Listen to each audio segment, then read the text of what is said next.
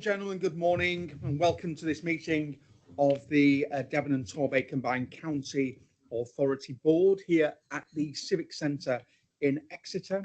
Thank you very much to Councillor Phil Bialik for inviting us from Exeter County Council, inviting us and hosting us here today, and to the officers who have supported the organisation of this meeting.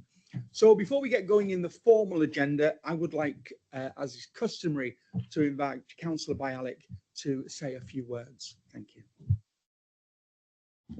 Thank you, Chair. I think it's customary to ask the leader of the hosting council as opposed to asking me. Look, first of all, we're very pleased to host today's meeting, and I hope you'll allow me to spend a couple of minutes highlighting the importance of our historic city. If we were still to have the visits that followed these meetings, I would have taken you to our latest development at Whipton Gardens, where we have completed the first phase of over 90 homes in total, all to Passive House standard.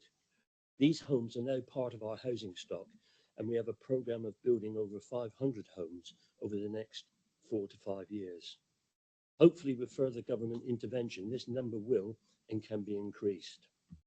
We also have a programme of retrofit our housing stock with, and some 1,400 have now been completed out of a stock of over 5,000.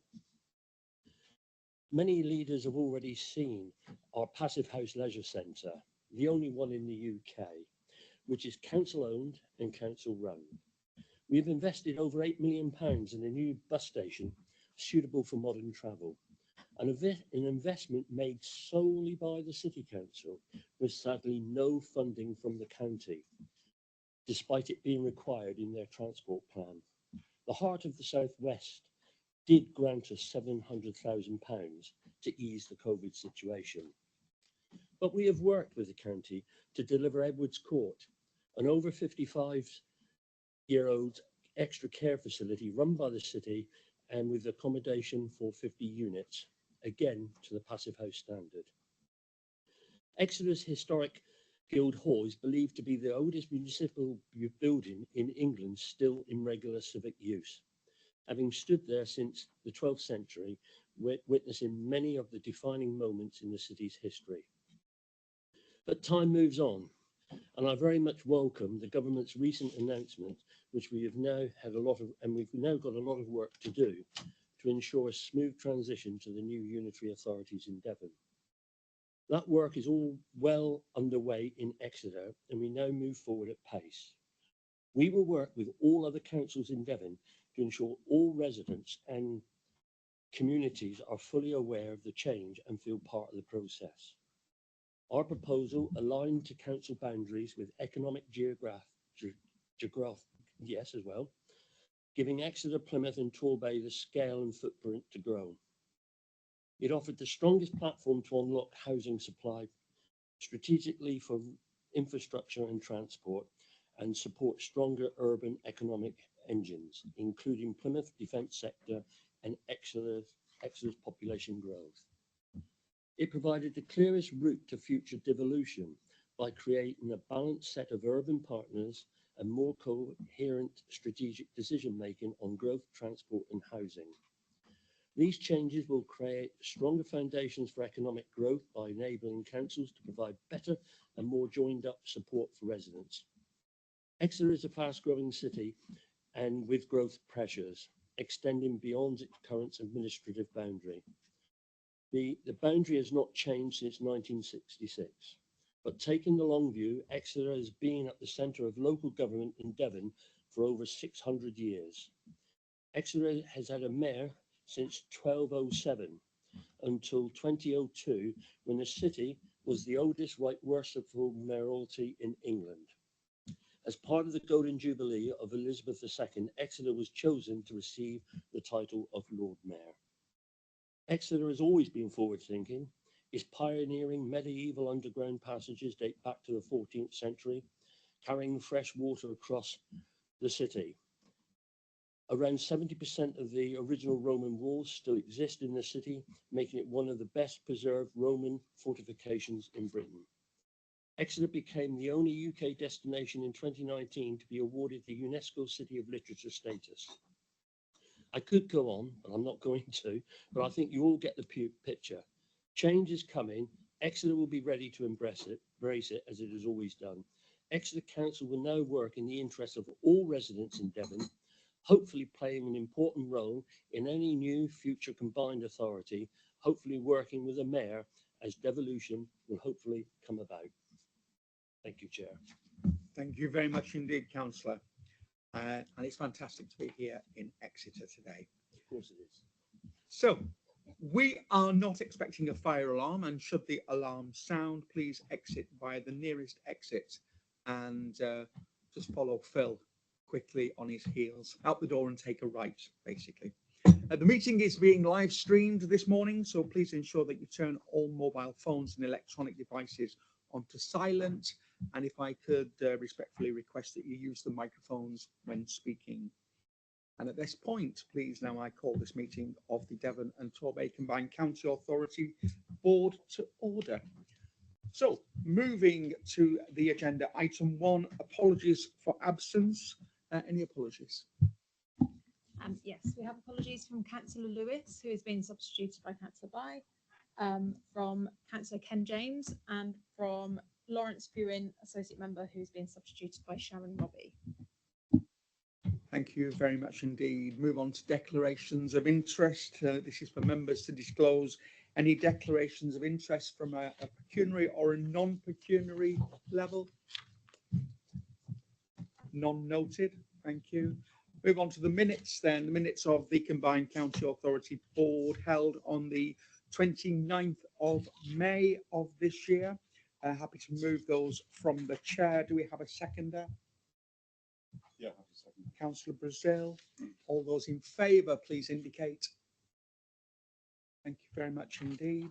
So we move on to the first item of business, which is the future devolution arrangements for Devon, Plymouth and Torbay.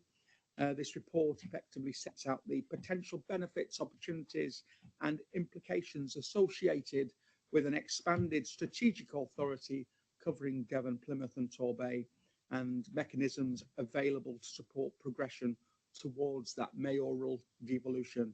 Invite Anne-Marie Bond to talk us through the paper. Thank you.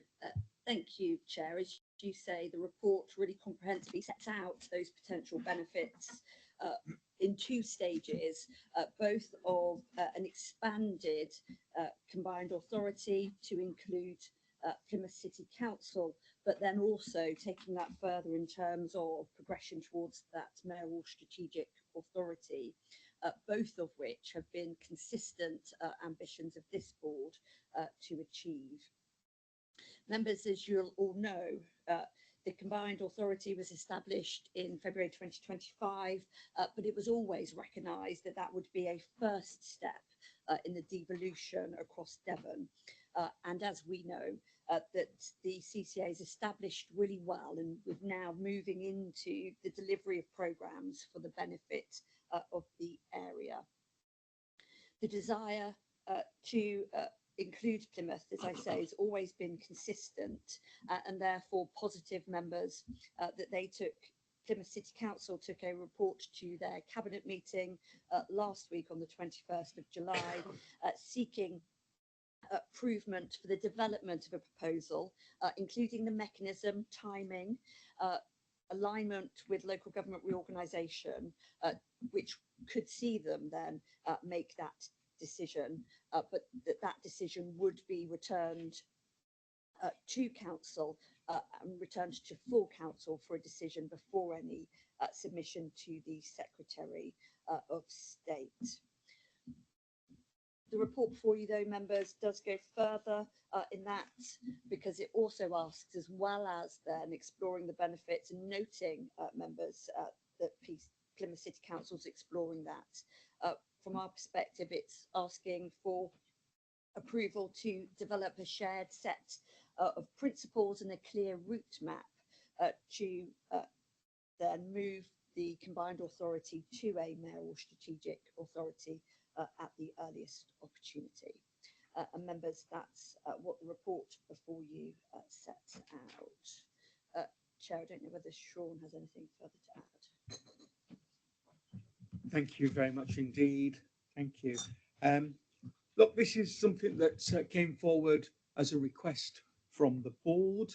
I was asked to set up a series of meetings with Plymouth, which we have done, and I think that this is a great step forward in that quest for Plymouth, Devon and Torbay to be once again actually working on that footprint. So I'm happy to move this from the chair. Do I have a seconder, please? Second, Chair. Thank you, Councillor Brazil. And in which case, let's open for debate. Councillor Bialik. Thank you, Chair. Yes, reading the paper, which I would support if I had a vote, I think it's important.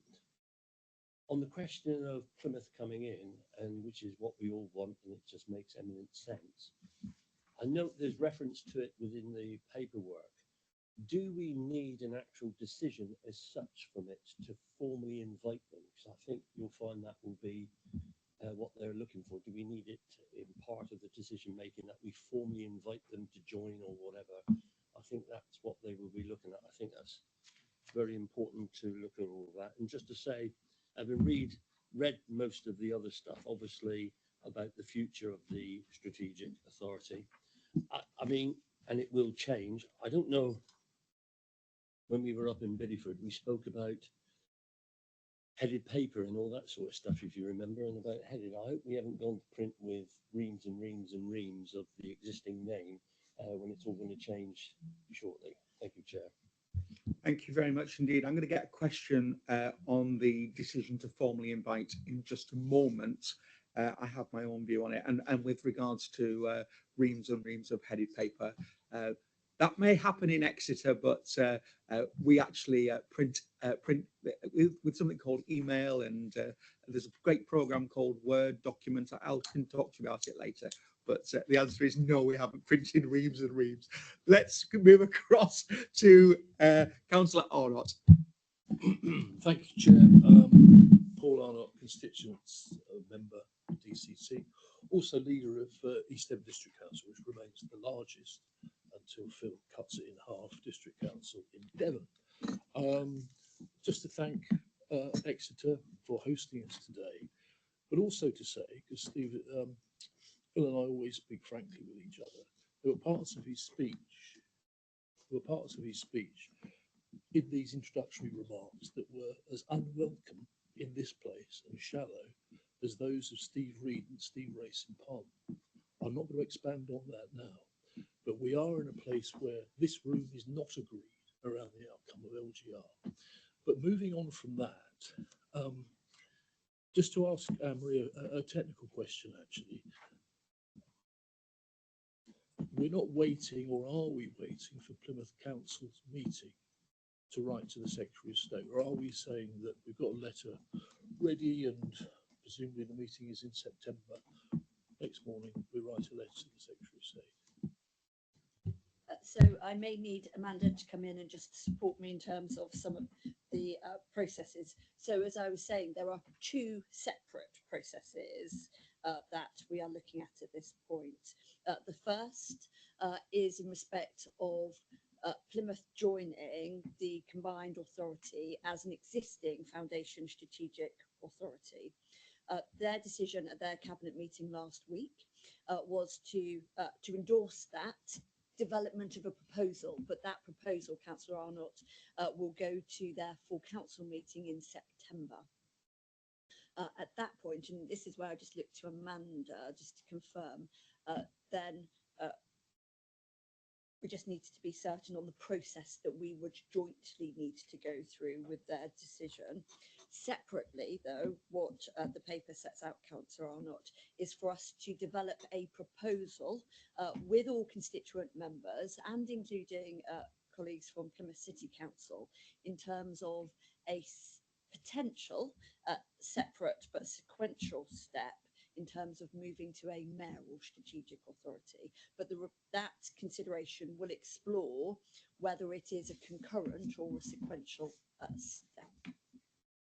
You want to come back, sir? Oh, sorry, let me just let Amanda Barlow in, please. So just to confirm, Councillor Arnott, that insofar as that it's Plymouth's indication at this stage, but yet they haven't made a formal proposal because it needs to come through their council meeting. That said, we know that that is the intention of, but without a formal proposal put forward by Plymouth to the CCA, that it would not be in a position, as I understand it at the moment, to endorse that. And therefore, it would be a separate running sequencing, as has been said by Amory Bond, and then we would take separately the strategic mayoral authority aspect of it. And just before you come back, for clarity, it's my understanding from a Plymouth perspective that the first step that they've taken is basically to enter into a conversation from their officers with our officers to get to a position to see what is potentially available, how can we make it work. So today, at this stage, Plymouth are not saying we absolutely want to be a part of the combined county authority. This is what we want, etc. It's that first step towards getting to the end goal that we're seeking, and so there's a bit of a journey to go on, and I think it's just worth endorsing that we're at the start of that journey, and there will be required to be a lot of work for us to get to the end game. So let me go back to you, sir. Yeah, thanks, Chair. We're nowhere near the start. We're deeply into this journey. We know that Plymouth will do all they can to prevent the mayoral elections next May, and that's been pretty clear. And we, as just speaking, Devon County Council, as you know, I don't know, we've got whatever 950,000 people. It's getting a bit tiring having the tail wag the dog here. Are we confirming, if we accept this paper, that we expect there to be a mayoral election in May 2027? Sorry, can I just clarify? You're talking about a mayoral election in May 2027. Yes. So I'm not Yes, aware of any that. announcement. Can I just check from officers where we are? Sorry, Dave, let me clarify, because it's clear from conversations, because you're not the only person that has conversations with Plymouth, that they would like it to be in May 2028 in the hope that the Labour Party should yada, yada, yada, recover. And what I'm trying to clarify here, is it the settled view of this board, and will it be our resolution that those elections will be in May 2027? Because what is going to be completely unacceptable to me is if there's more inertia built in. So why do I take this so personally? I point you, Chair, to page, I think it's page 6. I might be wrong, but somewhere in there, Sean may be able to help me. There's a paragraph about the kind of money involved. And if we blow another year on this, we will miss out on another year's money. And also from conversations I had yesterday with the mayoral authority elsewhere in England, Andy Burnham, and I think the leader of Devon and I are at one on this. We admire his admiration around devolution utterly. It's the most fantastic thing. So we must seize the moment, but we can't let somebody else's political interests delay us, because the money is starting to come through this week. Tens of millions of new money are coming through to existing combined authorities. So I'm really worried, Chair, if we build some inertia into this, because Plymouth want to go at we're forced to go at the pace of the slowest child in the room, and that just for electoral advantage.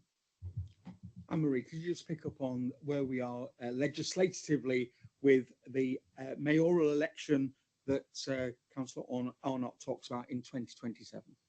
So if I could just go slightly wider than that, Chair, apologies. So the report before you, what members are being asked to approve today, does not commit to any specific timescale, Chair. What it sets out is the development of shared principles and that route map, which would set out ultimately and potentially irrespective of any decision by Plymouth, when we have that route map, working with MHCLG in terms of timescales, then we will be bringing back to board a paper, Chair, that will set all of that out and the potential options in that regard. But I think Sean just wanted to add something, Chair. Chair, thank you very much. So I think Two things that I would just add. The three things I would add. Firstly, we're engaging rapidly with MHCLG officials at the moment on the legislative options that would be available to accelerate further deeper devolution and mayoral devolution across Devon. And that can include consideration of the combined authorities as presently constructed or an expanded geography. It could be both. But the second thing is, it is a pretty rapidly evolving policy environment from government, and there is some work that the combined authority and its constituent councils need to undertake on essentially what powers and the offer that is made to government and the offer that's then made back from government on devolution in our area. The third one, Councillor, on the point about timing of a mayoral election. So I think it's acknowledged, and the paper allows a range of different options around the speed and pace of a mayoral election. The important thing is securing MSA status for our part of the world, because, and then there's a discussion, I think, with government about how quickly a mayoral election can be held. There is precedent in other mayoral authorities where, irrespective of when the mayoral election is held, so if you take Hampshire and the Solent, Cheshire and Warrington, that the benefits of mayoral devolution funding to which you refer start to flow in advance of a mayoral election happening. So that's the debate that needs to happen with members and with government that gets Devon and the wider Devon footprint to a mayoral election, and to your point, the benefits of mayoral devolution funding flowing at the earliest opportunity. And I'll happily bring that back to board members once we've made further progress. Thank you. So I'm going to go back to Councillor Arnott. I've got Councillor Long and then Councillor Brazil. Thank you, Chair, and thank you, Sean. This is just a massive fudge, isn't it? This is Plymouth leaning on the scales, trying to delay the whole thing as much as possible. There is no excuse not to do mayoral elections in May 2027, and I thought it was in the paper somewhere, to be honest. As a little parentheses, if you want to see the kind of money it could be worth to the people of Devon, and of course I'll be living in coastal and rural Devon, or thankfully called Devon, at the behest of Councillor Byler and Councillor Evans. You're looking at a 30-year mayoral investment fund, 31.5 per year. Brownfield and Housing Fund, 14.5 per year. Transport funding, 40.4 million per year. And to be honest, that's what Jude is interested in. Potential access to wider transport settlements, 74.3 per year. Enhanced planning and housing powers, etc., etc., etc. Indeed, comically, if you read the letter sent from Steve Reed to all leaders as to why he chose the sort of Labour stitched up solution as the way to go ahead with LGR, it was all around, oh, it needs to be around economy and transport and all the rest of it. Those unitaries won't have principal responsibility for that. That will be with the mayoral authority. So he's chosen to go with arguments put in his lap, but completely ignore the other arguments, which the other proposals all took into consideration, which were around the common good for the people of Devon, local identity, accepting existing boundaries, and has caused chaos. I won't make any more points on LGR, but you're relieved to know today, Chair. So I'd like to add some kind of extra recommendation into this, that we expect to move ahead with an election in May 2027. I'm not I can quite often draft extra recommendations on the hoof. I'm not going to do it today because we've got a number of highly qualified lawyers here. But I think this room needs to send out that message that we're not going to allow this to be fudged by Plymouth, because we've already wasted the last year waiting for it. So can I just get clarity? Because the thing is, what you're seeking is, Councillor or not?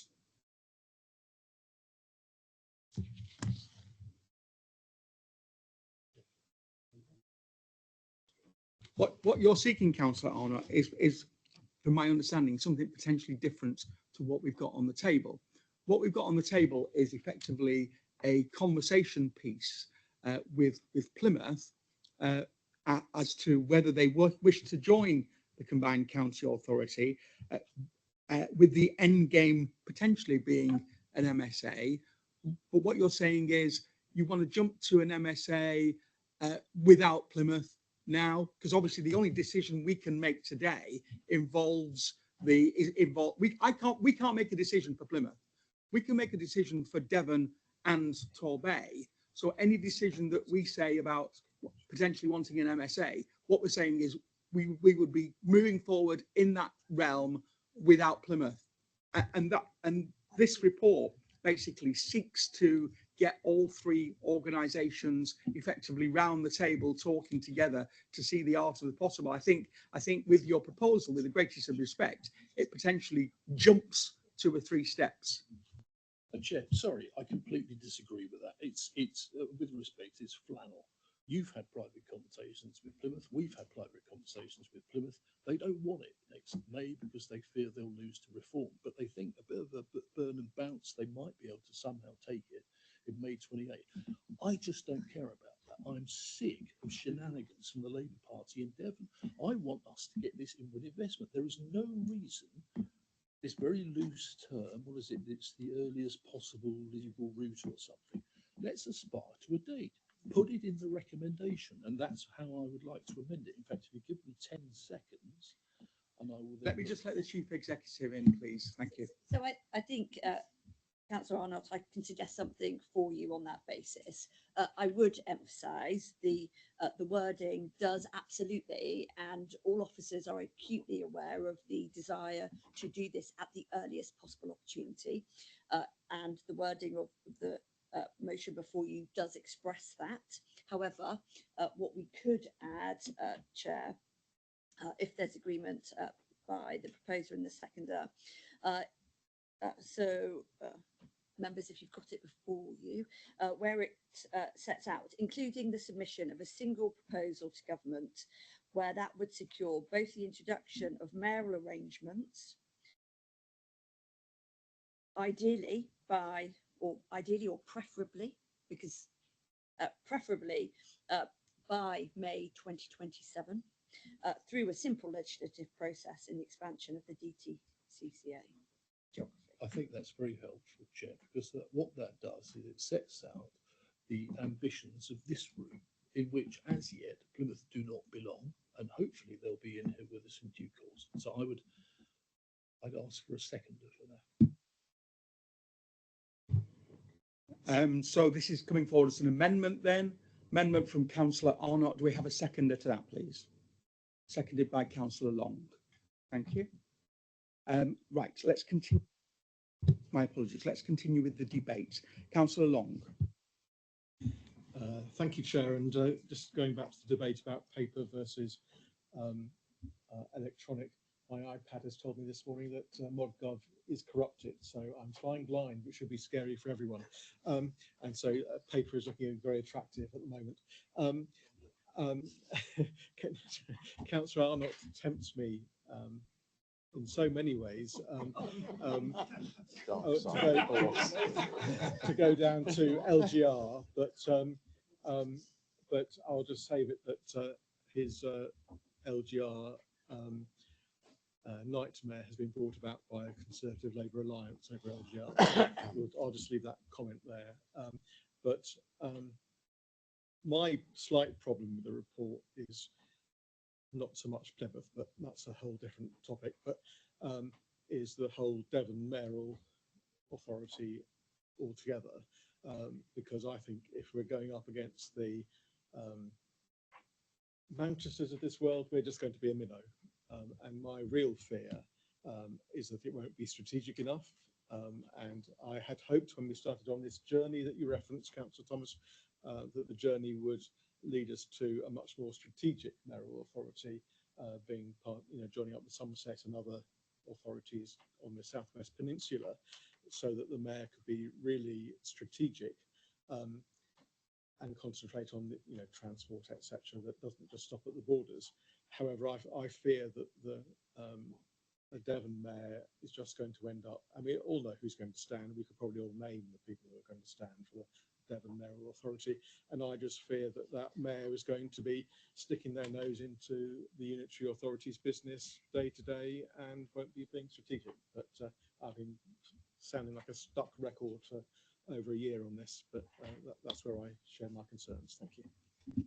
Thank you for your view, Councillor Long. Can I just confirm, because you did just second an amendment that basically says towards a mayoral strategic authority status across the Devon and Torbay geography. That's not beyond that. And you're still happy to second the motion that you seconded?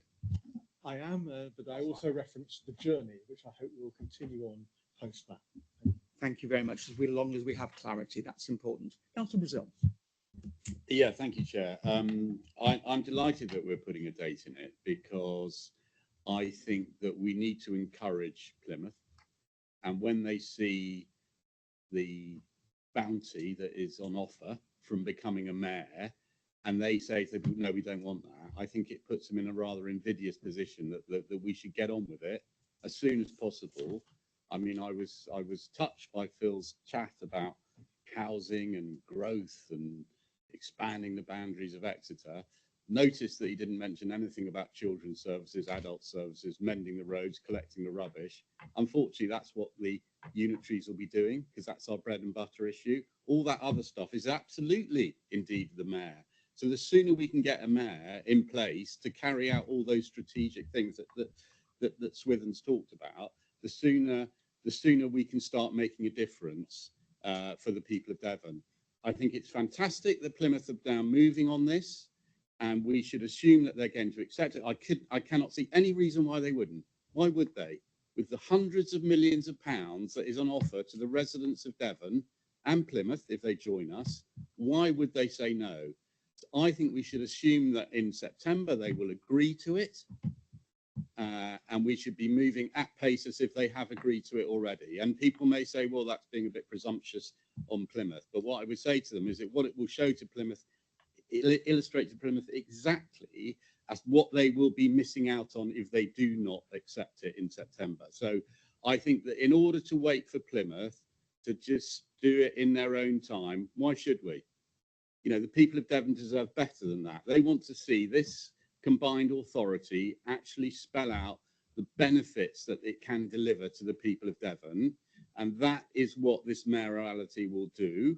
And as such, I think we should pursue it at pace. And I'm delighted to see that there's a date gone in there. You know, putting aside all the other political shenanigans, I think that it's, I think that, you know, we have a duty as an authority to get the best deal for the people of Devon. And that's what a mayor will do, whether one agrees with it or not. And I understand that, you know, your reservations with them. But I think that it's the only show in town, and we need to get on that train, because otherwise we're going to get left behind. Well, one thing I will say is that if Devon, with Plymouth included, becomes a mayoralty, it's one of the biggest mayoralties in the whole of England. So far from being a small fish in a big pond, we'll be one of the big players. And at last, it will be a rural big player as well. And that's, I think that's absolutely crucial and all part of Andy Burnham's growth in every postcode, rural and urban, as he said in his opening speech, which I thought was great. I really did. And so I think it's an opportunity for us that we should not let slip by, and certainly not be dictated to by a timetable for Plymouth, which basically is not here at the table, doesn't represent the people of Devon, certainly not rural Devon, and as such we should keep them, we should drag them along with us. Thank you. Thank you. I have Councillor Bye and Councillor Bialik. Councillor Bye. Thank you so much, Mr. Chairman. I think it's all been said, and I'm very happy to support the recommendation as amended. I believe that this authority will count for more with Plymouth on board, and I think this authority will count for more as a mayoral authority, absolutely, with the funding. So I think today is an important day, and we move forward together. Thank you. Thank you. Councillor Bialik. Yes, thank you. As I say, I always preface it with, if I had a vote, I would support it. I think we need to crack on. However, can I ask for people, because If I was a member from the Plymouth Authority viewing this, I'd be saying, are you sure we want to join that? Because I think some of the language and the tone is not very collegiate at all. And I would remind each other that we do sign a code of conduct on how we should try to communicate. Political point scoring is what we do as politicians. I totally get that. But making assumptions which are unfounded is not helpful to this process. So we have to go as the officers have advised us. That is the procedure. And there's been quotes of Andy Burnham, and I like what you said, Councillor Brazil, and I will give you an application form at the end of the meeting in due course. And what I'm trying to say is that we need to work to an agreed timetable. We've got to work within the structures we've got. If we can get a mayoral election up by 2027, but of course the Secretary of State has got to sanction it all. I don't know if there's a public consultation we would have to go through to all of that. We would have to, there's a mechanism. The officers are here to advise and to instruct us on all of that, and we will take good advice. Because if we didn't take good advice, if we didn't follow the procedures, where would we be? We'd be in a judicial review, wouldn't we? And, we wouldn't want that. So we have to be careful on what we do. So a mayoral authority is very important to us. What we should also be doing, lobbying in the meantime, we've got the spending statement and review coming up in due course. We should be, as a foundation authority, making a pitch for some money, even though we haven't got a mayor at this time, for some of the ambitious programs that we've got. And I think it is very important that we put those programs forward. And we've got some of the problems, well, not problems, but some of the issues coming up momentarily within the agenda. So if I can, I make an offer to the political leaders in the room. If you want to meet me after the meeting, whereby you want to have a go and shout at me and tell me all the bad things that are going on, I'm happy to stay behind, but I don't think it's appropriate for this meeting, Chair. Thank you very much. Councillor Arnott. Yes, thank you, Chair. So I think one should remind Councillor Barlick who he's here for today. Sorry, excuse me. If this is just going to be backwards and forwards, No, I want to stick to the debate. It's a clarification, which is that because Councillor Ken James can't be here today, I think the only other person in the room who's a district leader is me. And I just want to be clear that Councillor Barlick has consulted with his district colleagues before making the comments he's made today.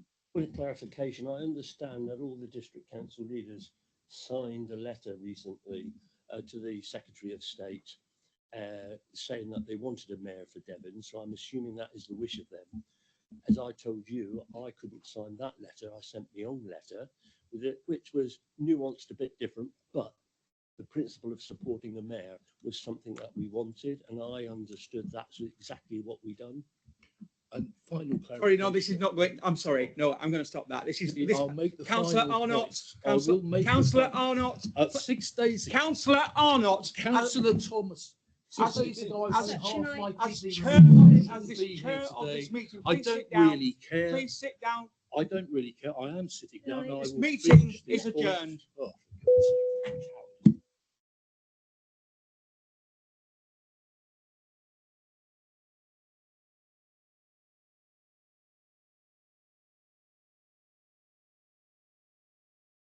Before we get into the debate again, I'd like to go back to Councillor Arnott, please. Well, I think Mrs. Merton used to call it a heated debate, didn't she, Chair? And I think it may be that the tape may show that somewhere near the end of the last session, I pushed the boundaries rather too far. So I apologise to you for that. Thank you. Thank you, Councillor Arnott, and your apology is absolutely accepted. Sometimes in political debate, things get overheated. Thank you very much indeed. But we're all here to get our positions across. 90% of the time we agree, but we must do that in a respectful manner. So let's move on. Is there any further debate on the? Oh, my apologies. Yeah, I think I've got everybody. Is there any further debate on this item? We are dealing with the amendment, and that is to put in those words to government, where that would secure both the introduction of a mayoral arrangements, preferably by May 2027, through a single legislative process and the expansion of the geography. Any further debate? In which case I shall move to the vote then. All those in favour, please indicate. Thank you very much indeed. That is unanimous with both lead members agreeing. Okay, we move on to item 5, please, which is the Adult Skills Fund allocation, and invite Phil Adams. Sure. Sorry. Let's just check. I know what I've done. We've got the amendment through, but that becomes the substantive. Am I correct? So just to confirm, members, that you have voted on the amendment. So I may have missed that. Do we have a proposal and a seconder for the amendment?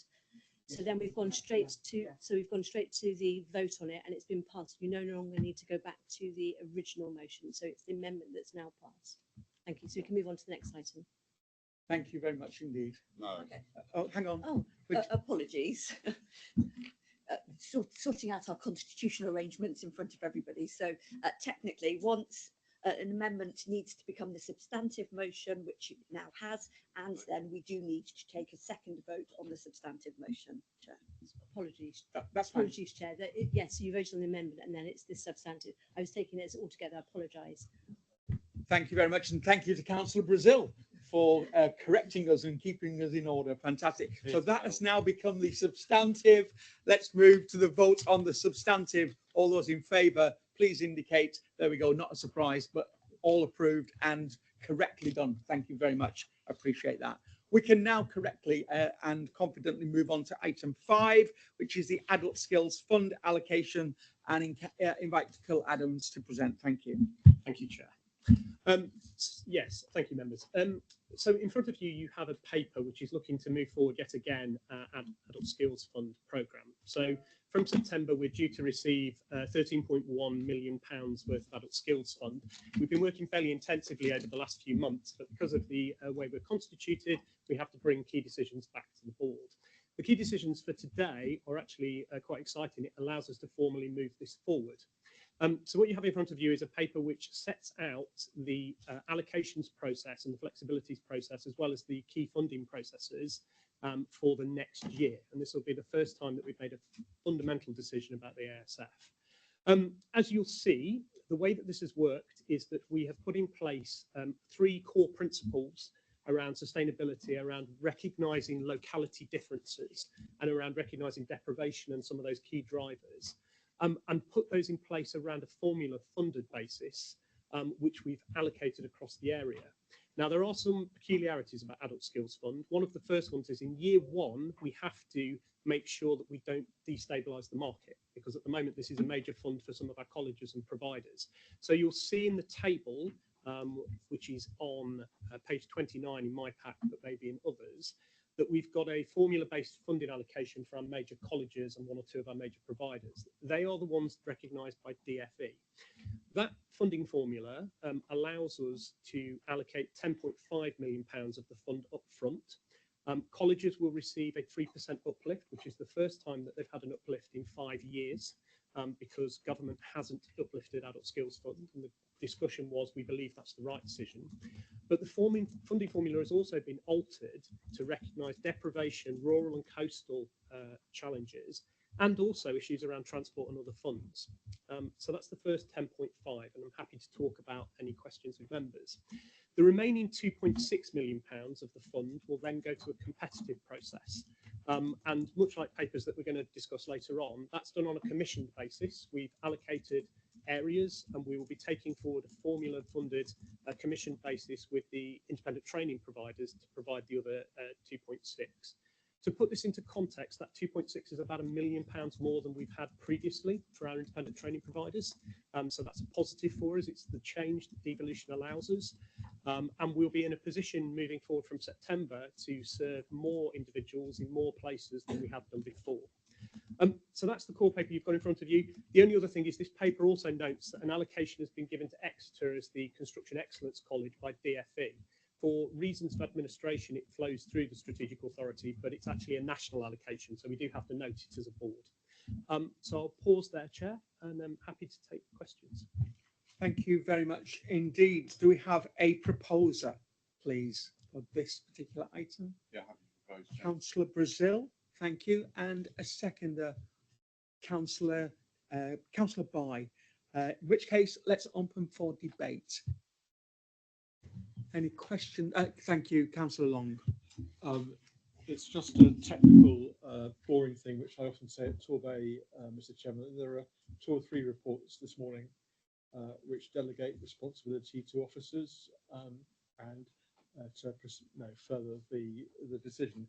And I just wonder whether we could include on those recommendations that there might be including an elected member with that oversight of that at all. Thank you. We can certainly do that. One of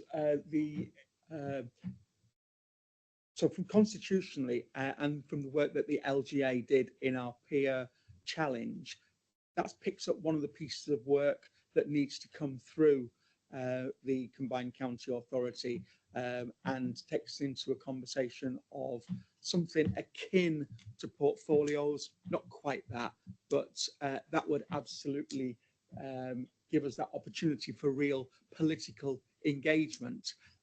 But quite happy to try and incorporate something and look to Sean for a best way to do this. I think, Chair, to your point, so we officers are developing proposals at the board's request for further member engagement on a sort of portfolio basis. In terms of this specific allegation, it's purely administrative in relation to sort of entering grant agreements and so on. So I wouldn't typically expect that to be I mean, we would keep members appraised, but it's not something particular we take direction because we'd be implementing the decisions that members have just made at the board today. Okay, thank you for the clarity and thanks for raising the question, Councillor Long. Councillor Bialik. Yeah, thank you, Chair. Looking at page 29, and first of all, support the principle and where we're going. I mean, improving adult skills is so important for the whole of the county and all our areas concerned. I'm just looking at on page 29, 213, of the remaining approximately 2.6 million, around £800,000 will be used to meet the cost of administering and managing the devolved programme, including commissioning, contract management, performance. Now, is that over a couple of years, 2 to 3 years? I could understand that. Is that 800 for 1 year? I mean, I'm an ordinary chap, £800,000 is an awful lot of money, but I understand people have to be paid. There'll be legal implications and everything else. Would there be a breakdown of some of that, how that's being spent, or is it a guesstimate? And would that be something appropriate that perhaps one of the scrutiny or the scrutiny committees should have a look at how this money is being spent? Because it is important. Just some of those things, Chair. Thank you. Let's ask Phil if he has the detail or any detail for us. Yeah, Councillor Bialik, and I had a feeling that question may come up, so I can provide a bit more detail. So actually, in total on the business plan that was set out previously that the board's seen, it was around 768,000. We've rounded it up. The reason for that is we inherit the assurance and the monitoring functions, which require about 6 or 7 officers to do them. So when you add in Superan and NI, it seems adds up. Just to give you a feel, so previously DFE would have charged between 12 and 15% management overhead because they're a bit more heavy than we are. We tend to be a bit more light touch, so it's about 6%, which is quite low for a programme traditionally. Happy though to be scrutinised on it, and we're always happy to do that. It is though pure staffing cost around the function that we've inherited. The assurance function in particular for any of the DFE funding schemes, you need 2 officers to do the full contractual assurance piece, which is quite a heavy thing. Thank you. Appreciate the information. Councillor Brazil. Yeah, no, thank you. First of all, I welcome this paper. I mean, it's certainly. I mean, I aired my misgivings at the last time that it tended to be just centred on the centres of further education colleges that we've got, and actually we need to be reaching out to those hard to reach places, particularly in rural areas. So I'm pleased that within there there's a hook that we if people are doing it and we're not happy with it, then we can pull them back in. And I see that we're expecting a detailed delivery plan for each bid. I I hear what Sean said about, you know, these are purely technical decisions. You know, forgive me, but sometimes as elected councillors, we feel that purely technical decisions are anything but. There are decisions that are around opinion and, you know, and priorities that absolutely should have democratic oversight. So I think Swithin's absolutely right, and I'm very pleased to hear that, you know, in future, when these decisions are delegated, there will be an elected member named in there who will take responsibility for that, and that's good. Yeah, and maybe it would fall on scrutiny to be there to carry out that task. But overall, I think that this, you know, this is much better in the sense that it is acknowledging that we have, whereas we do have some incredibly successful colleges. You know, Exeter College is a beacon of excellence, and that's great. But we also need to make sure that we're getting out to those far-flung regions and delivering what they need, because they're the people that really need us. So, thank you, Chair. Thank you very much indeed. I'm seeing no further hands. So in which case we shall move to the vote. All those in favour, please indicate. And that is unanimous. Thank you very much indeed. Moving on to item 6, which is post 16 further education, the capital programme, and move back to Phil Adams, if I may, please. Thank you, Chair. So this paper follows on from the discussion that we had at the last board about a previous version of this programme. So as members are aware, we've been awarded 9.3 million to manage the post-16 capital investment programme. The last time round, members raised, quite rightly, the issues about geography, about deprivation, about commissioning, and about being more transparent and a bit clearer on how we were meeting the needs of Devon and Torbay. On the back of that, officers have been away working with the colleges, to be fair, because it's important that we had those conversations in DFE, and redesigned the proposed programme around a commissioned basis.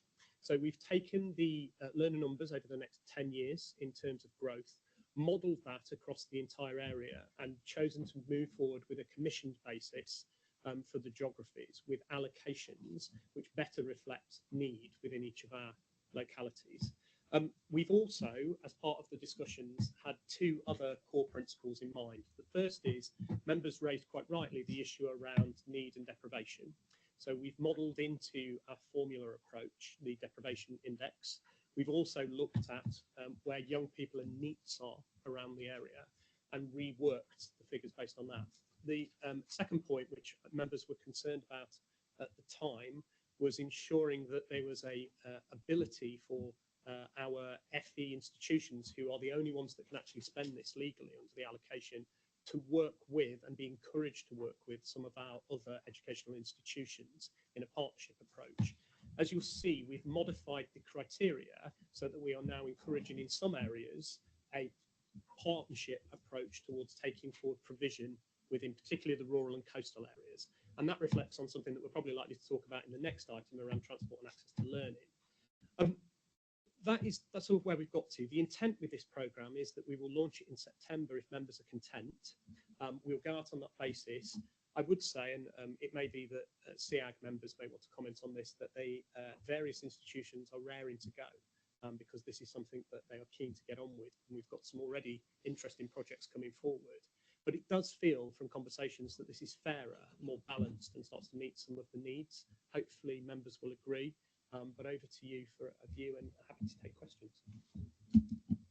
Thank you. And just before I open it up to wider members, I would like to invite one of our associate members to give us a few thoughts. Sharon, if I can invite you to speak on this particular item. Thank you. Thank you, Chair. As the Vice Chair of the Skills Employment Advisory Group, discussion obviously around the Adult Skills Fund and this change, and Phil's point there about keeping a very stable market in the first year is really, really important. that we keep a stable approach to this whole piece. I've got a statement here that, in my absence, actually, our chair, Lawrence Fruin, had put together. If I could read that, please, to you. The CAG supports the move towards a place-based commissioning approach and particularly welcomes the focus on rural and coastal communities.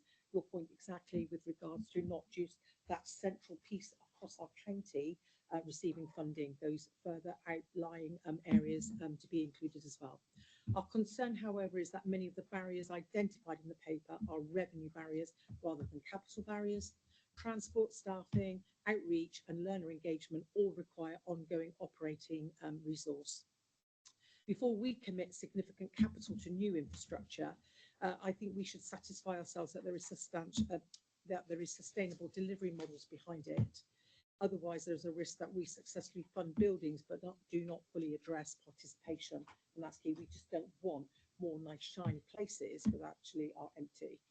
I would therefore encourage consideration of revenue sustainability, operating viability and partnership delivery models as part of the final assessment process, which is basically what Phil had said. Thank you. Thank you very much indeed. I think we're in a positive position. Let's open up to any debate. Thank you very much indeed. The chair's not doing very well here. We haven't got a proposer, so I'm happy to propose from the chair and seconded from Councillor Arnott. Thank you very much indeed. Okay, now we can open up for debate. Any comments, any debate? Councillor Brazil. Yeah, no, just really repeat what I said at the last item. You know, again, thank you for this, Phil, that again, it's taking into account those far to reach places, which is great. It gives us the opportunity to check the bids that come in. Absolutely hear what you say about revenue, you know, whether it is sustainable in the long term. I mean, I think that that's a job of us all. And again, listening to Andy Burnham's statements today, particularly, you know, that absolutely we 100% agree with that. But of course, you've got to put your money where your mouth is. We need that revenue, and then we will make a massive difference. I do, you know, I've always been a firm believer that where we can add to the growth, economic growth in this county and across the whole country is by educating and investing in our young people, and that is the most direct influence that we can have on economic growth above anything else, in my opinion. So I absolutely hear what you're saying about that revenue, and we must all work double our efforts to try and get the funding that we need down here in Devon. Thank you. Thank you. Councillor Fife Cook. Being one of the members from a rural area, we don't want young folk having to travel miles and miles and miles every time to go to colleges. But the problem is as we know, it's being able to teach subjects to a large enough group of people.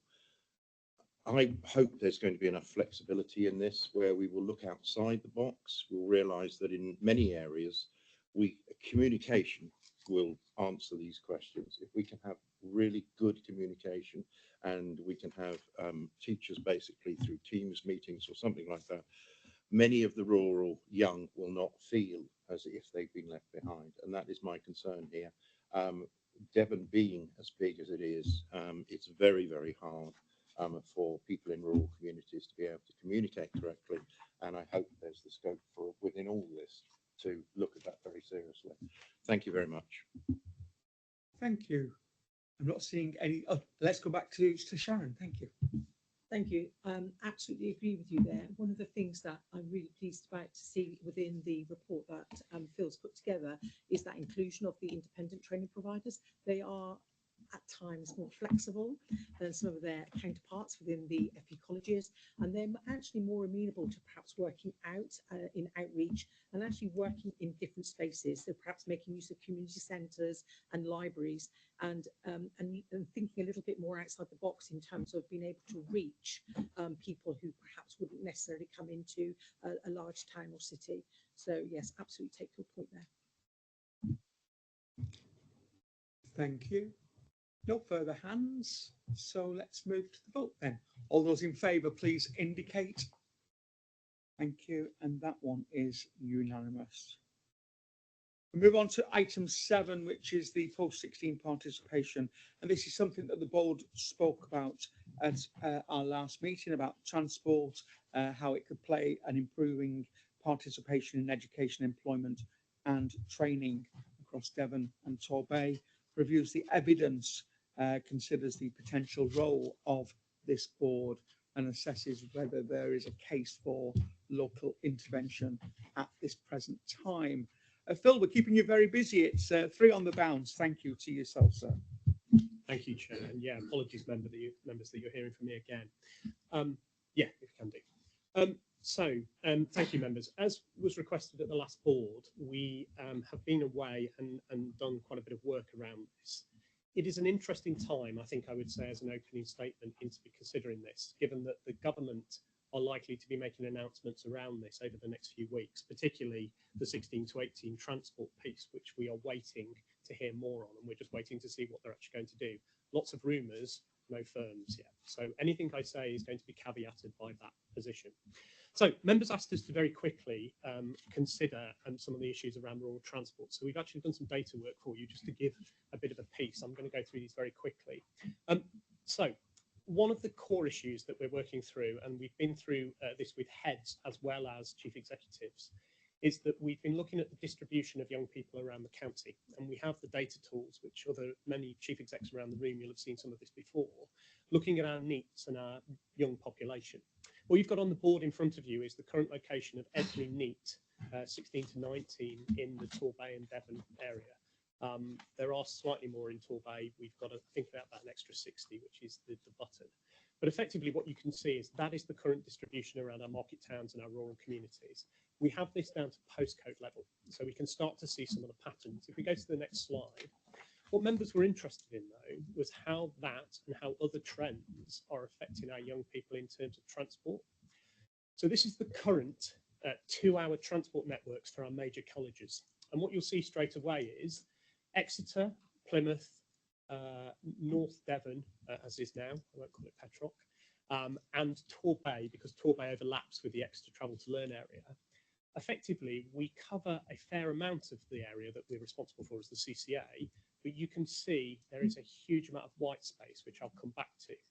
And that's 2 hours. So for a young person in our area, that's, if you get on a bus or on a train, that's the 2-hour network. If we look at the 1-hour network, it brings into really stark relief what some of the challenges are around our transport.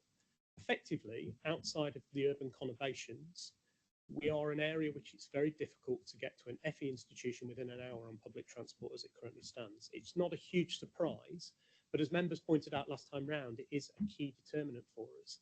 And the thing that's increasingly coming through is areas that should be much more simple, those that are on just this side of the border in Wellington, in mid-Devon, or areas in East Devon, where actually you're not that far in terms of how the crow flies, there is limited accessibility into the area. If we go to the next slide, Sarah. Just to give you a feel for what that looks like in terms of this is the hot cold map. If you're in one of the blue areas, it is likely that you've got no provision within 2 hours to get on public transport to get you into a centre. You can drive, but you cannot get there. We estimate that about 35 to 40% of some of our young people are in one of those blue areas. And that is stark in terms of some of the challenges. So transport is absolutely an issue. And I think the members raising it last time round, just to illustrate the data that sits behind it, there is absolutely a challenge there.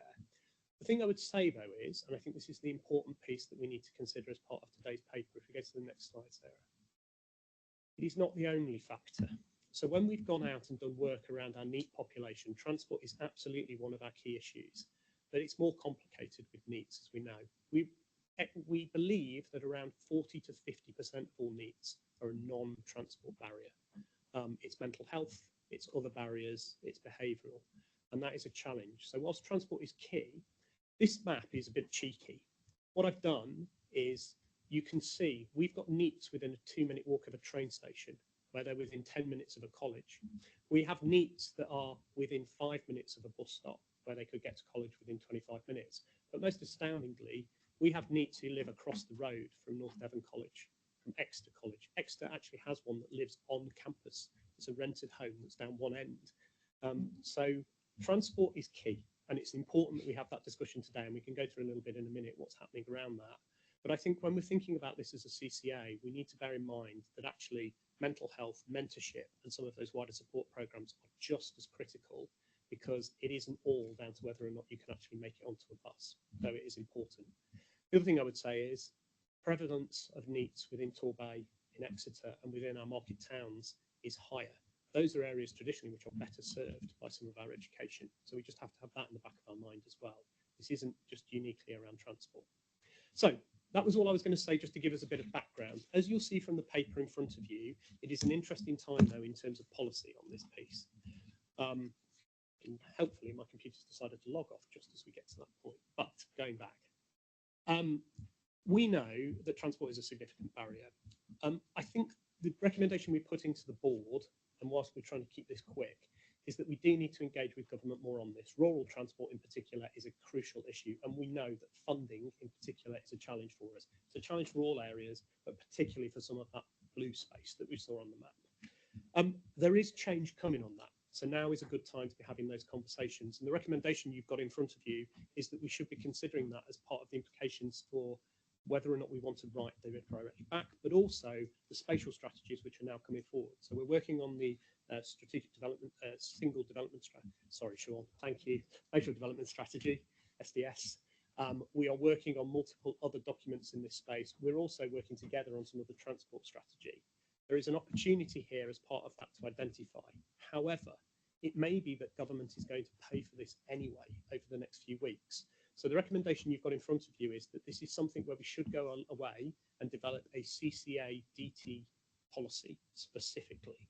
But actually, we should probably wait over the next 3 weeks to just see what government is going to do first. Because what we don't want to do, and the cost of a programme would be about £7 million, is suddenly find that as a CCA, we've had a very constructive conversation, we bring it back to you as members, and then find that government has actually paid for it in the meantime. We know that this is very close to the Prime Minister's heart. Very close to the Prime Minister's heart. He spent most of the first week on buses, as we've all seen. There is a need for us to probably consider that in the round. So that was a starter for 10. Hopefully that gives an introduction that's useful for members. We'd be happy to hear what you think, because this was one of those papers which I think the timing is interesting for us all. Thank you very much indeed. So to bring this onto the table, I'm going to invite Councillor Fife Cook to see if you'd be happy to propose. Thank you. And the seconder, Councillor Arnott. Thank you very much indeed. Councillor Fife Cook, I'm aware that this is something that was close to your heart when we discussed it at the last board meeting. I think this report probably doesn't give you the immediate answer that you were looking for, but in my view, it does bring it to the table, it does highlight it, and it does show potentially a focus. Can I invite you for any comments that you have? Thank you. Thank you. I'll be very quick. I've lived on Dartmoor for 45 years. The demographics in our villages has changed dramatically. We now have the majority are old people, retired people. One of the main reasons for that is not just the price of property, but it's also transportation. If you want to keep young people in Devon, in rural areas, in coastal areas, you must have decent transport. People have to earn a living. If they don't have transport, they can't afford a car, our villages end up as dormitory villages. It affects so much. I think if we're going to take on one challenge at all, to me, this is one of the big challenges that we should take on. And hopefully the government will give us the money to do it. But if we can change how people travel in the countryside, we can open up the countryside. We can bring young people back into villages and revitalise them again. We can give people the opportunity of working and making homes in the countryside. You've only got to look at that map and you can see the white spaces. If we're going to make a change, let's try and make a change at the start of life, not at the end of life. Thank you very much. Thank you very much. Any more comments around the room? Councillor Long. Sorry, Councillor Long. Thank you very much, Mr. Chair, and it's always a pleasure to hear from you, Mr. Atkins. You can do every report if you like, so that sounds good. Although my heart did sink when you said that there were going to be multiple documents in this space. as Mr. Denby, who's in the audience, will tell you, my eyes tend to roll when I hear lots of documents. But anyway, that's beside the point.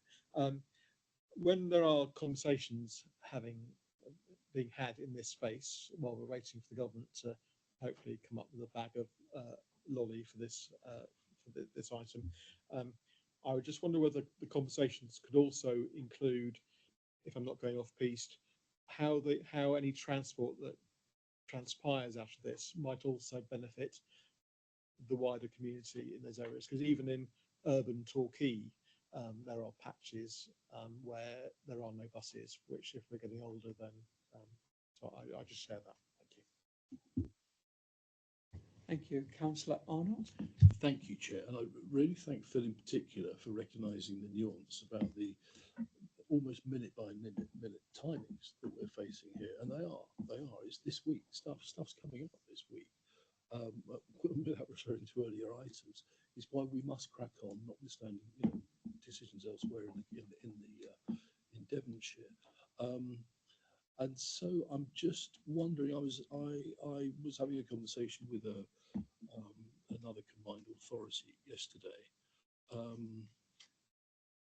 and I'm just wondering whether, as Devon, we're having yet conversations with Caroline Simpson, who is number 10 North.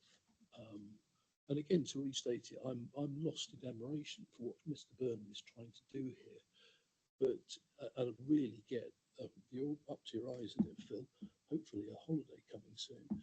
But I'm just wondering how collectively all of us are representing almost like the peninsular potential voice, as we move forward. Thank you, Chair. Thank you, Councillor Bye. Borrow back. Yes, sorry. Rather grabbed. Oh, darling, I'm so sorry. There you go. We'll share it. We'll have it on neutral. We're on the same side, aren't we? I mean, it isn't just about transport and buses, as I understand it, or even trains. This paper is all about getting youngsters who are NEETs into employment, education, training, specifically with employment. And I think there's things that we can celebrate and things that are going on quite well at South Devon College. So my last visit, delighted to hear various projects in terms of engaging with youngsters who'd given up on education. And I know there are classes there, opportunities there for youngsters who are elected home educated, because in the Bay, and I'm sure elsewhere, we have younger children who've given up on school. And I suspect that those who give up on school, and that rather strange title of elected home educated, when they're not really making a choice, I suspect that they then are disproportionate in those who are NEET. And we've got a very good story to tell in terms of our care experience hub. So youngsters who have been within the care of Torbay Council and providing them with support. So it's not really just about a transport. I don't see it as a transport paper. It's about getting down and engaging with youngsters and giving them the support and the encouragement to get back into education, employment or training. And I think we should be celebrating some of the things that are going on, but clearly we're not doing enough. And we want to be with the government, who've clearly made this a big priority. So to get back to the recommendation, to get back to the paper, it seems very sensible not to go rushing into a programme when we're waiting to hear from government within just a few weeks as to what they may do. But I hope that they will observe carefully our successes in our area, because we are making progress, certainly at South Devon College, I'm no doubt in our other colleges, and with our care experience youngsters. So I will support this and look forward to the government announcements, and we'll all be working together. Thank you. Thank you very much indeed. Councillor Brazil. Yeah, thank you, Chair. As Nick said, I'm very happy to support the wait and see, which I think the recommendations point to. Wait and see what's happening. I think this is a good test for government, because they've made their announcement, again, very much support it, around the £2 cap on bus fares, which is great. If you haven't got a bus, it doesn't matter what the cap is, you ain't getting on the bus. So it's a good test for them to see whether they understand that or not, if I'm honest, because we will see. But I totally agree with Nick that it's not just about transport, it's also about the mentoring. But again, that is a revenue cost for us. And what you can do is if you can sort out the transport, you cut down the number of NEETs. That means you can then concentrate on those who should and could get to education or training or employment, but aren't. And then they need that sort of extra sort of personal support and help, which again is absolutely what we should be trying to provide for them. So I think that if you can sort out the transport, that will filter out a good half of the needs that we've got, and then the other needs we can concentrate with this mentoring regime. But we would of course need money for that. Thank you, Sharon. May I just share with you, there is an exciting project that's happening in Mid Devon. There's an organisation, a company called Arla Foods. Arla Foods are, they make cheese. And they're actually aiming to be the biggest producer, manufacturer of mozzarella cheese in Europe here. They have a number of apprenticeship vacancies. They have more than one. They have about 40. The problem is where they're located. The young people who would come from that area, basically around that North Devon, Mid Devon area, they can't actually get there. We don't want young people walking along country lanes after a shift because it's shift work.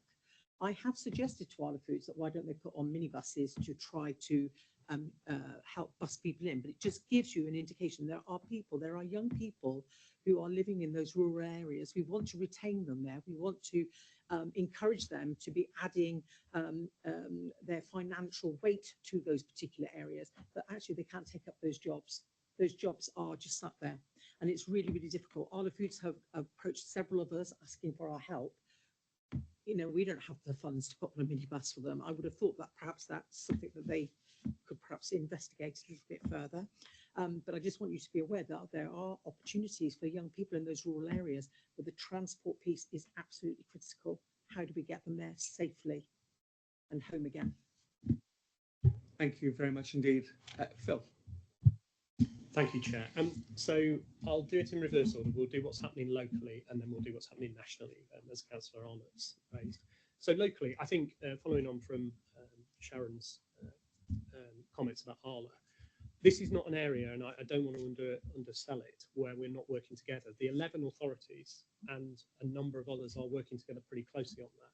The county council within Devon has allocated about 700,000 this year towards NEET transport and NEET mentoring. So we're already working on that. Torbay colleagues, there are already 2 programmes working together with us in Torbay. District colleagues are working together at chief exec and at director level around NEET provision, apprenticeships and other piece. So there is a lot going on in this space. We can always do more. And I think that's a discussion that's going on.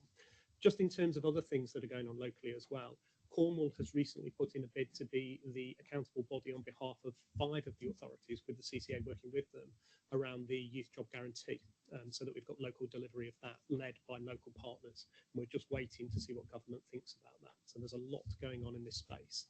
At the national level, there are obviously discussions going on around wider devolution, and I'll leave that, but just on skills and employment specifically.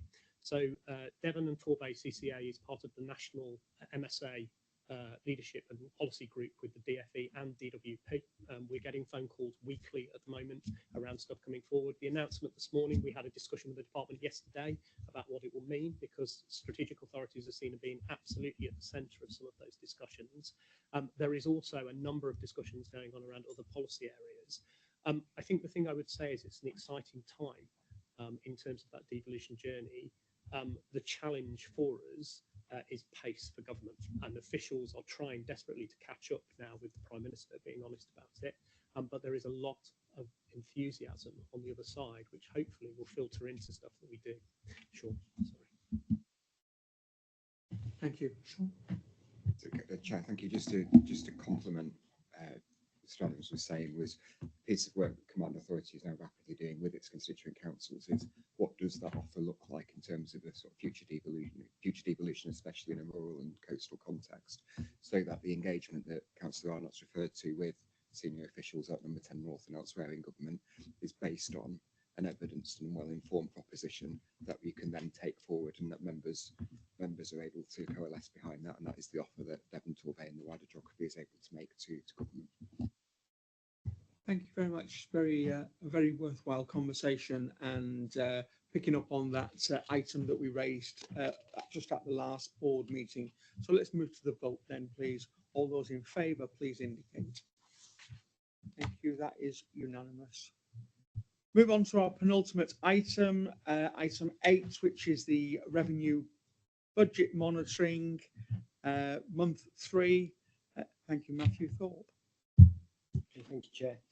So as per last year, the paper in front of you pretty much splits the spend into 2 categories: the core budget, core spend to support the support delivery, as well as then the program budgets and program spend. If I take the core team delivery first, essentially table under 2.1, we are forecasting a small underspend for the end of the year, 175,000.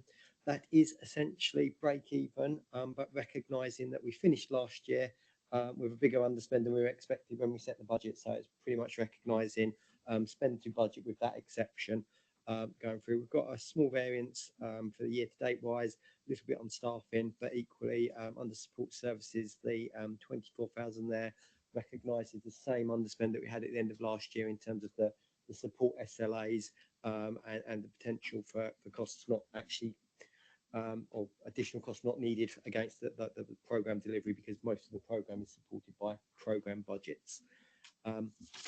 Moving into the actual programme delivery, the table on 2.7 summarises that with a bit more detail in the appendices. Essentially, as we say there, we've seen the original budget when we set it grow slightly. Detailed appendices go through what that looks like, but a couple of the papers we've discussed today are slightly kind of different values to when we set the budget, so they've increased slightly.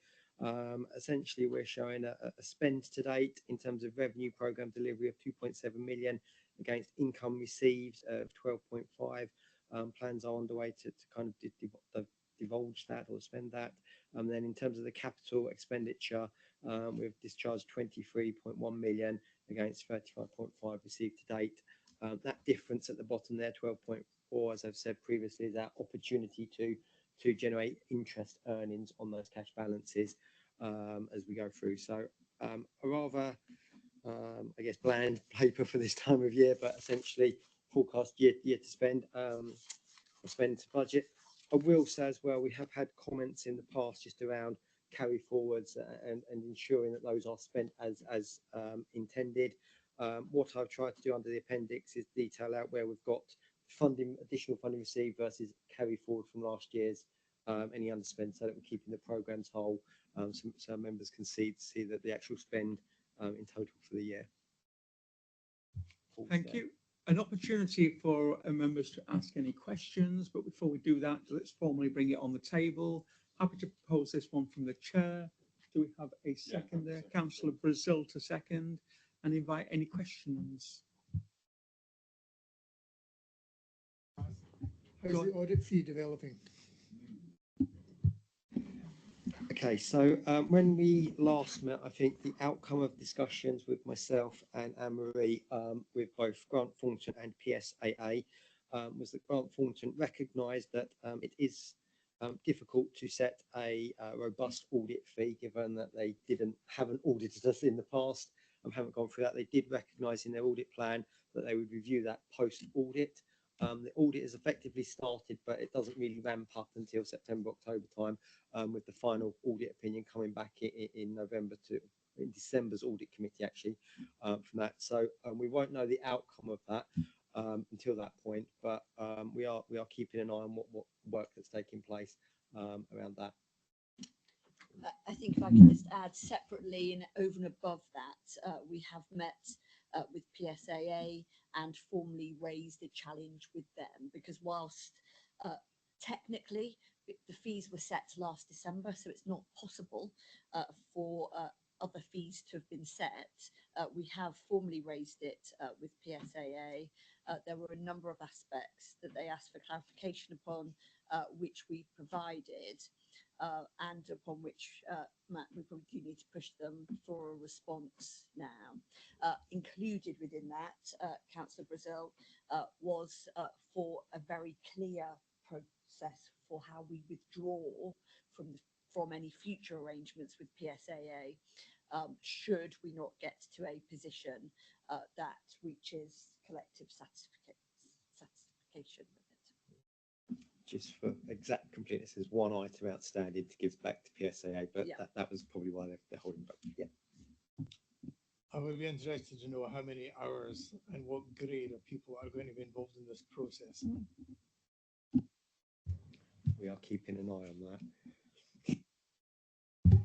Thank you, and something that we'll come back to in due course. Okay, seeing no further hands, so move to the vote. All those in favour? Oh, Sorry, apologies. I'd just Councillor like to make a few comments, and that is that I think we can see why they're charging us 800 grand to administer the handing out of the education stuff, because you know, I mean, I've raised it before, I'll raise it again. I mean, this is an unsustainable budget, full stop. And you know, it's okay for this year because we're going to end up with, you know, a surplus. But that's because we had a big carry forward from the year before, and we've been earning interest on that. That ain't going to happen next year. So, you know, where are we going to go next year? And that really does concern me. Partly because I think that the responsibility of the constituent bodies is that we have to pick up the slack.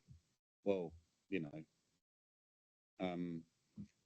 as I've said before, we won't be happy doing that. So I'm, you know, I've yet to see anything which explains, other than the 800,000 that's being used as an administration costs to deliver some of the stuff around it. But yeah, you know, and this, you know, the 175 underspend is to carry forward is good, but that's only because overall the surplus was 175 more than we thought it was when we set the budget.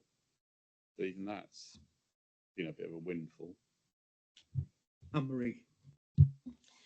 Just wanting to reassure all members that our discussions with MHLG in terms of future funding have been continuing. I would summarise those conversations as there being a full recognition of the challenges around funding, and unless the change of Prime Minister and announcements coming in coming days accelerates it, the last it was left with them was that expecting something at the time of the autumn statement was when we would hopefully hear favourably on it. But clearly, of course, if there's announcements this coming week, there may be some acceleration of that, members. Thank you very much. Councillor Arnott. Thank you, Chair, very much. So obviously, picking up on Councillor Brazil's point there, at districts in particular, none of us have got gold bars in the cellars or anything. We're making after this, I go to a meeting at East Devon about priorities for the coming year, and it's all having to change, not with a rehearsal, but all the reasons why. You know, county hasn't got a cellar full of gold bars either. So I think, you know, the analogy here is not to reopen former points, but that it is why, well, not only will we save the cost of running 2 elections if we do all the elections, unitary and mayoral, in May 27, and don't charge the people of Devon an extra £2.5 billion for doing it, but similarly, if we are fortunate enough for us to, we're a mayoral, then we'll be much more certain about the financial future. But it is a concern, and I'm really grateful to Matt. And all confidence he's got an eye on this. You know, if that weren't to happen, where might we be in a year or two as remaining just as a CCA?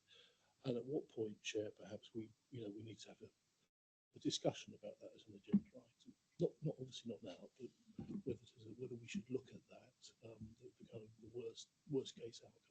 Thank you. Thank you very much. And I guess in that kind of looking forward piece, there's the MSA that we've spoke about, but there's also that the geography change, that the current Devon and Torbay geography won't match the new unitary situation with or without Plymouth. there's changes to the geography. So that's always going to be something that needs to be revisited as well. Okay, let's probably move to the vote on the budget monitoring. All those in favour, please indicate. Thank you, and that is unanimous. Final item, won't take us very long, I'm sure. It's the appointment of a new Chief Finance Officer. Sean. Thank you very much, Chair. Just very briefly, Matt has moved into the substantive role at Devon County Council. Devon County Council provides the Chief Finance Officer with the CCA under the SLA arrangements that we have in place with both constituent councils. They've appointed Virginia Harris to the post of Assistant Director of Finance and Public Value at the County Council. And with her agreement and with your agreement, it is intended to designate her as the Chief Finance Officer of the CCA. Thank you very much, Chair. Thank you very much indeed. Happy to propose this from the chair, and also like to put my thanks on record for Matthew for all of the work that you've brought so far forward with the combined county authority. Councillor Brazil, happy to second. Yeah, very happy to second, and also echo the thanks to Matt and everything you've done. You know, you never brought us the greatest news, but the good thing is that he does at county, so that's the main thing. Yeah. But no, thank you for everything you've done, Matt. And I'm assuming, and Virginia's not here, I'm presuming she's okay with that, is she? Virginia starts with us next week, so she couldn't be here today. Thank you very much indeed. Any comments? In which case, let's move to the vote. All those in favour, please indicate. Thank you very much indeed. And that brings us to the end of today's meeting. Can I just thank everybody for attending, and look forward to seeing you all at the end of September when we will be at South Hants District Council. So thank you very much. Enjoy the rest of the afternoon, which probably means for most of us going back to the next lot of meetings. Thank you very much. Safe journey.